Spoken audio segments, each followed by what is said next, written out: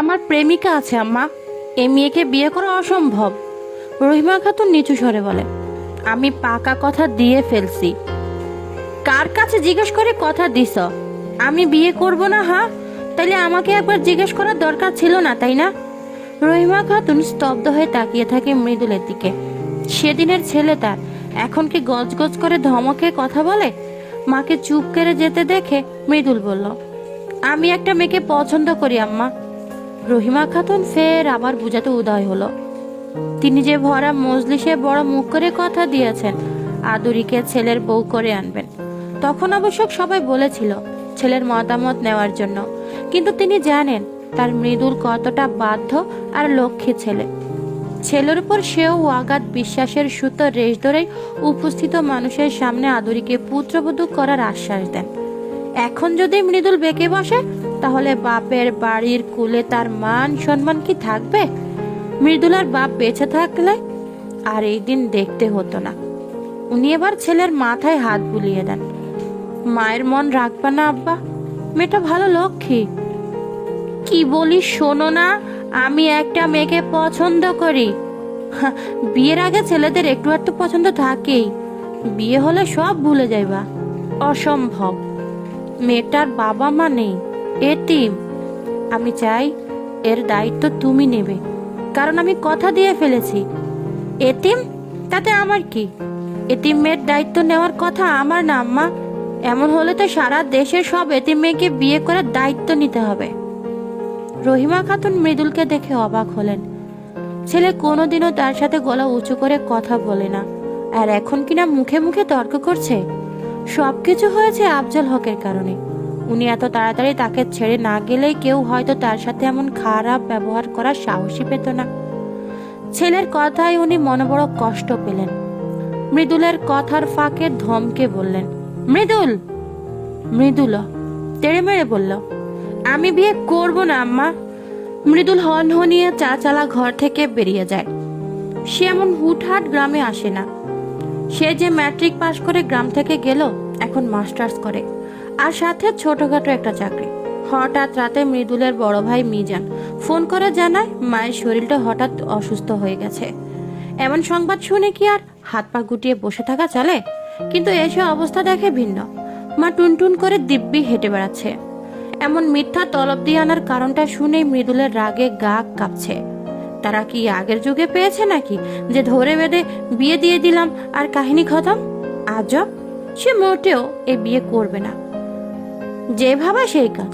রাতে খেয়ে দিয়ে ঘুমিয়ে যায় নিজের বরাদ্দকৃত রুমে, কিন্তু মাঝরাতে ডাকাডাকি শুরু করে তার ভাবি নাসরিন। সারাটা দিন সে বিরক্ত ছিল। নাসরিনের কাজে সেই বিরক্তের পরিমাণটা আরো বাড়ে। শ্যামলাবরণ পুরুষ বিরক্তিতে ভ্রু কুচকে দরজা খুলে বলে, কি সমস্যা ভাবি? ভাই, আম্মা কেমন জানি করতেছে। এই কথা শুনে মৃদুলা দেরি করেনি, এক ছুটে মায়ের ঘরে এসে হাজির হয়। এসে দেখলো আসলে মায়ের অবস্থা বেশ খারাপ। ছেলের অমত, মজলিসের জবান দেওয়া সব হিসাব গড়মিল দেখে রহিমা খাতুনের অবস্থা খারাপ। কয়েক মাস আগে বাবা হারা হয়েছে।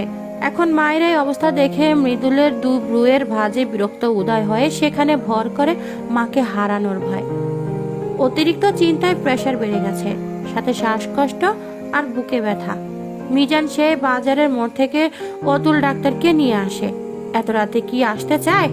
হাতে পায়ে ধরে কোনো মতে নিয়ে আসে। মৃদুলের দিকে তাকিয়ে চোখ পাকিয়ে মিজান বলে, মায়ের কিছু হলে তোর খবর আছে হারামজাদা। মৃদুল জিভ দিয়ে ঠোঁট ভেজায়। সে বুঝতে পারেনি তার সামান্য এই কথার ফেরে অসম্মতিতে মায়ের এতটা করুণ দশা হবে। বাবা মারা যাওয়ার পর থেকে মায়ের হার্টের দুর্বলতার প্রকাশ পায়। সবাই ভোর পর্যন্ত রহিমা খাতুনের পাশে বসে থাকে। সকালের দিকে রহিমা খাতুনের শরীরে উন্নত হয়, কিন্তু অভিমানে ছেলের দিকে তাকায় না। মৃদুল অসহায়ভাবে মায়ের দিকে তাকায়। সে আম্মা বলে ডাকতে রহিমা খাতুন বলেন, তুমি এখনো ঢাকায় যাওনি কেন? আমি তোমার জীবন নষ্ট করে দেব তো? এর চেয়ে দোয়া করো আমি যেন তাড়াতাড়ি মরে যাই, তাহলে ভালো হবে। লোকটা আমাকে ছেড়ে যাওয়ার পর থেকে কেউ আমাকে মানুষই মনে করে না, আমার কথার কোনো দামই দেয় না। অবশেষে কোনো উপায় না পেয়ে মৃদুল বিয়েতে রাজি হয়। আর সেই দিন বিকাল 4 ঘটিকায় ফুলতলি গ্রামের মৃদুল আর মহিনপুর গ্রামের আদুরি আল্লাহর ইচ্ছায় বিবাহিত দম্পতি হিসেবে নতুন পরিচয় লাভ করে।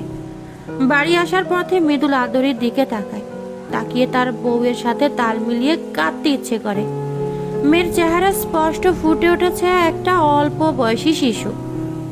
এর সাথে আবাল মৃদুলের বিয়ে হয়েছে ভাবতে তার দম আটকে আসে। তার উপর ঢাকার চিন্তা তো আছে। সব মিলিয়ে মৃদুলের মেজাজ তরতরিয়ে বেড়ে যায়। আদুরির ফ্যাস ফ্যাসে কান্নায় বিরক্ত হয়ে বলে, আরেকবার এমন ভ্যান ভ্যান করলে ধাক্কা দিয়ে গাড়ি থেকে ফেলে দেব, বেয়াদব মেয়ে। আদুরি ভয়ে চুপসে যায় আর চোখে স্বামী নামক নিষ্ঠুর বান্দার দিকে তাকায়, কিন্তু বলিষ্ঠ হাত ছাড়া ঘুমটার জন্য আর কিছুই দেখতে পায় না।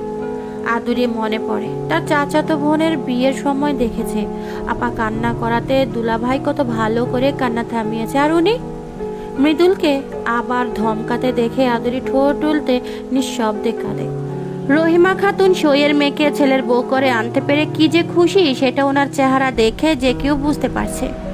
1 মাস আগে তার সই আর তার হাজব্যান্ড রোড অ্যাক্সিডেন্টে মারা যায়, আর আদুরিকে নানির বাড়ি নিয়ে আসা হয়। কিন্তু অতি লাবণ্যময়ী আদুরিকে নিয়ে খারাপ চিন্তার অভাব নেই। খারাপ চোখ পারে না আদুরিকে গিলে খায়। কোনোভাবেই যখন আদুরিকে রক্ষা করা যাচ্ছিল না, তখন একদিন আদুরির ভবিষ্যৎ নিয়ে আদুরির নানা মজলিস বসায়। রহিমা খাতুনের বাপের বাড়ি বলে উনিও ছিলেন সেই মজলিসে। আদুরিকে দেখে এতটা মায়া জন্মায় মনে যে সেই মজলিসেই ছেলের বউ করার ইচ্ছা ব্যক্ত করেন। আর তারপরেই এত কাহিনী হলো। নাসরিন তার একমাত্র দেবরের বিয়েতে পা ফেলার ফুসরত পাচ্ছে না। এই যে মৃদুলের অমত থাকা সত্ত্বেও স্বামীকে দিয়ে বাজার থেকে তাজা ফুল আনিয়েছে, আর কয়েকজন মিলে ঝাঁকানাকা করে বাসর সাজিয়েও ফেলেছে। সে জানে বাসর ঘর নিয়ে প্রত্যেকটা নারী পুরুষের কতটা আশা থাকে। তার বিয়েটা হঠাৎ করে হয়েছিল বলে কোনো আয়োজন ছিল না, এই আক্ষেপ সে গত 9 বছর ধরে বয়ে বেড়াচ্ছে। তাই এবার দেবরেরটা ইচ্ছে মতো সাজায়। রাত 12টার দিকে মৃদুলকে টেনে টুনে তার ঘরের সামনে নিয়ে আসে। মৃদুল ঘাড় ফিরিয়ে মায়ের দরজার দিকে তাকায়। রহিমা খাতুন এখনো ঠাই বাহিরে জলচৌকিতে বসে আছে। ওনার উদ্দেশ্য মৃদুল ঠিকই বুঝতে পারছে।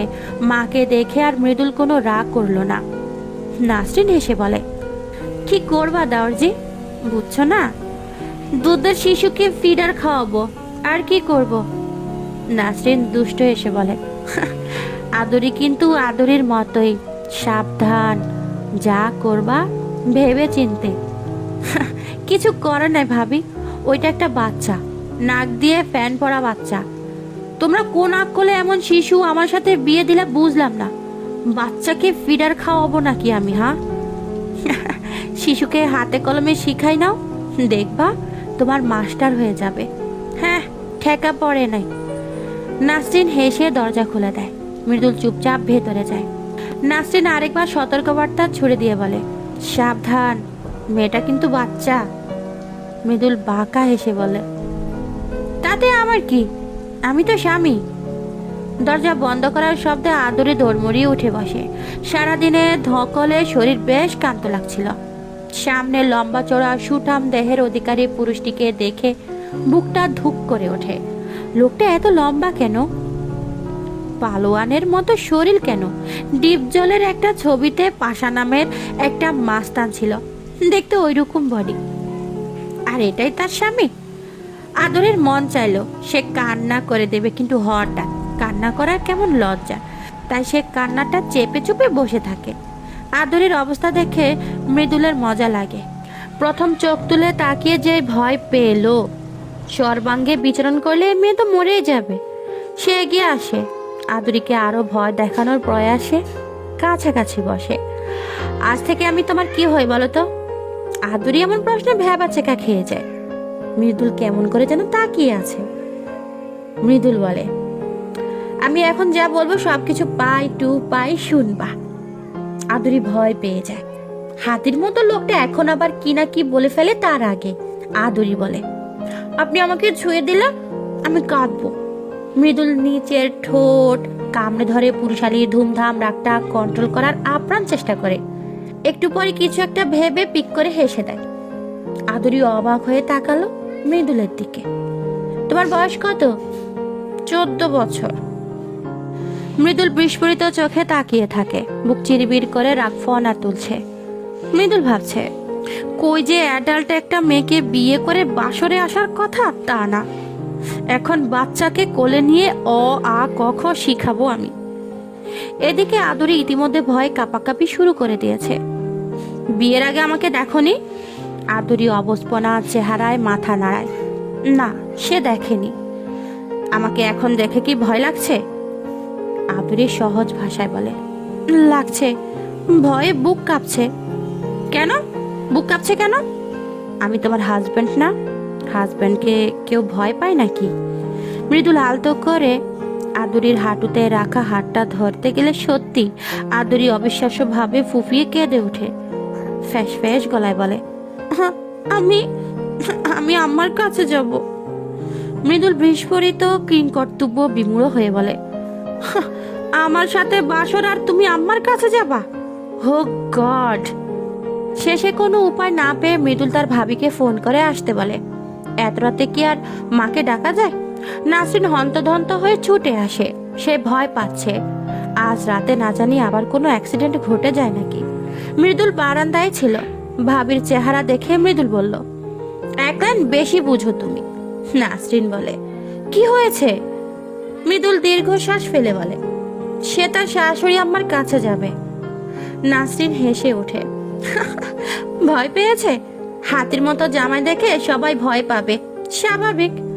বাচ্চা এনে দিলা, এখন আমার দোষ? আমি হাতি?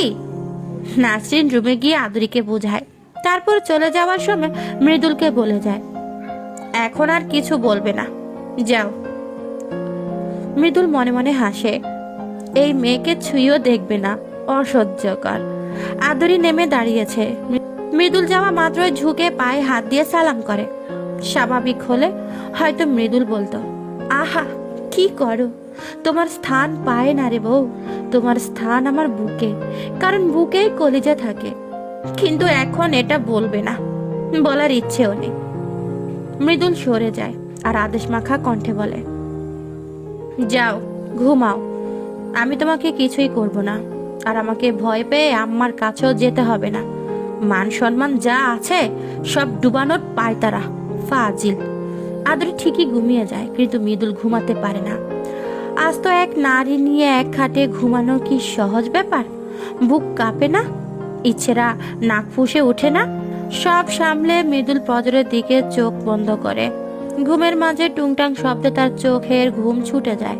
চোখের উপর হাত রেখে ঘুমিয়েছিল। শব্দে তাকিয়ে দেখে কোমর ছাপানো চুল কোনো নারী তোয়ালে দিয়ে ঝেড়ে মুছে দিচ্ছে। ব্যাপারটা কি বুঝে উঠতে মৃদুল বিস্ফোরিত চোখে আদুরির দিকে তাকায়। ও মাই গড, এই মেয়ে এত সকালে গোসল করেছে কেন? মৃদুল বলল, তুমি কি গোসল করেছ? হ্যাঁ। কেন? নানি বলে দিয়েছিল সকালে যেন আগে গোসল করি, বিয়ের পর গোসল করা ফরজ। এটা নাকি ফরজ গোসল। মৃদুল বুঝতেই পারলো না সে হাসবে নাকি কাঁদবে। সে শুকনো ঢোক গিলে বলল, মাশাআল্লাহ।